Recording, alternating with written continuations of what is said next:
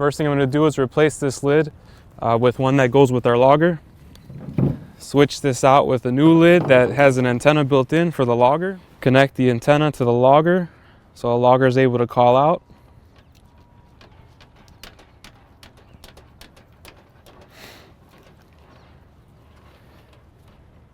Make sure the antenna is tight so no water gets inside.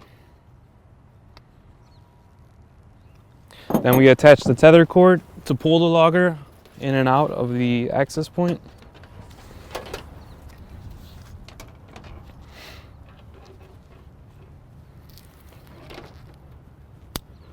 Just like that, so we're able to lift the logger. Next, we'll use the app and install the logger. We go to the HWM deployment app. We begin the installation process. First thing we hit, installation type. It's a new install. Then we input the SMS number on the logger, listed on the logger. Next, we list the site address. We are on Forest and Erie. Next, we hit OPark installed. Site notes, we can list that it is in a fire hydrant. Pipe material, we will list as cast iron. Pipe diameter, we'll list as 6-inch cast iron. Chamber type, we'll list as fire hydrant. Then we'll take a couple pictures. 3 pictures is the minimum.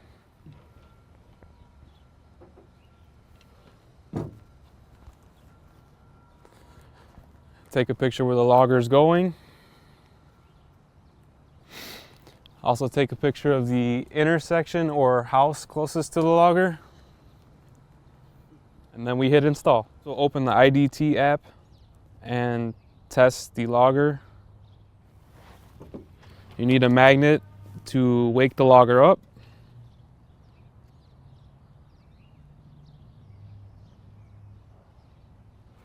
The logger appears on the screen and then you click the logger to perform a test call. Once test call is complete, we could place the logger in the fire hydrant.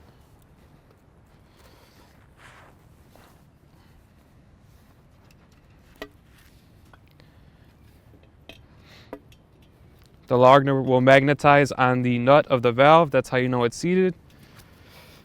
Put the tether cord inside. Put the antenna cord inside.